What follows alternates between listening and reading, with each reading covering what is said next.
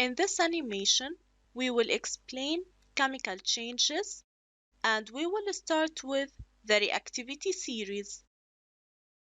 Ores are rocks that contain metals. However, most metals in ores are chemically bonded to other elements in compounds. And in most cases, these elements are oxidized, so they will react with oxygen in the air. They are oxidized, and this means that oxygen is added. For example, we have iron oxides, chromium oxides, and aluminum oxides.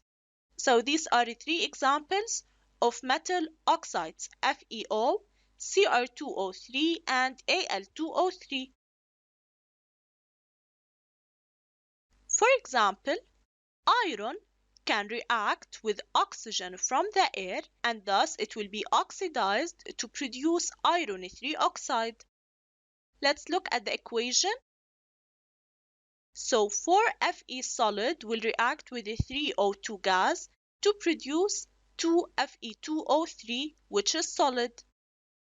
Of course, we can have different oxides of the same element, like for example iron 2 oxide or FeO. So to extract the metals from their oxides, the metal oxide must be reduced, so oxygen must be removed. So we will have oxidation and reduction reactions. And to understand how this is done, we need to know about the reactivity series of metals. So the reactivity series is a list of metals in order of their reactivity, with the most reactive metals at the top and the least reactive ones at the bottom. So this animation shows the reactivity series. At the top, we have potassium and sodium, which are the most reactive metals. And at the bottom, we have silver and gold. To understand the reactivity series of metals, we must observe the reactions of metals in detail. So we will observe the reaction of metals with water and with acid. Let's start with water.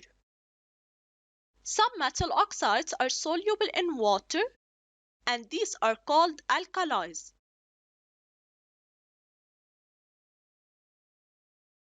Actually, most metals do not react vigorously with water.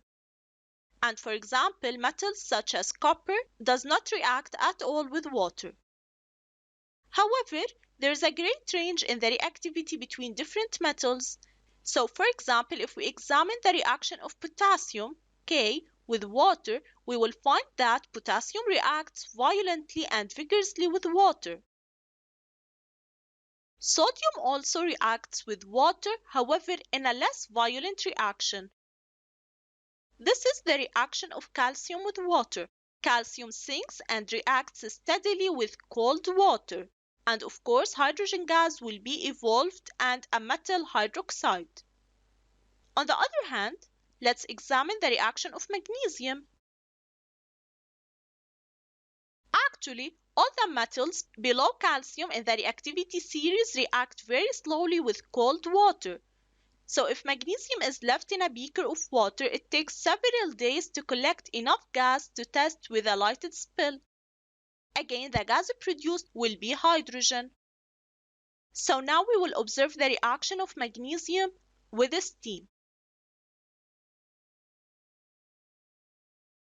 The reaction of magnesium with steam is vigorous, and magnesium hydroxide is formed. So this table shows how a metal reacts with water. Potassium and sodium will react in a violent reaction. Calcium will react in a vigorous reaction. Magnesium, as we have observed, will react in a slow reaction with cold water. However, the reaction will be vigorous in steam. Zinc and iron will react slowly in steam, whereas lead, copper, silver, and gold will not react at all, even with steam. Let's now observe the reactions of different metals with acids. So we have magnesium, zinc, iron, lead, and copper.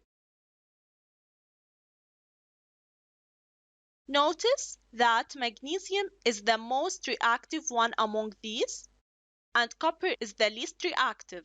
Actually, potassium, sodium, and lithium will explode with dilute acid, whereas magnesium, aluminum, zinc, and iron will produce hydrogen gas and will form a salt.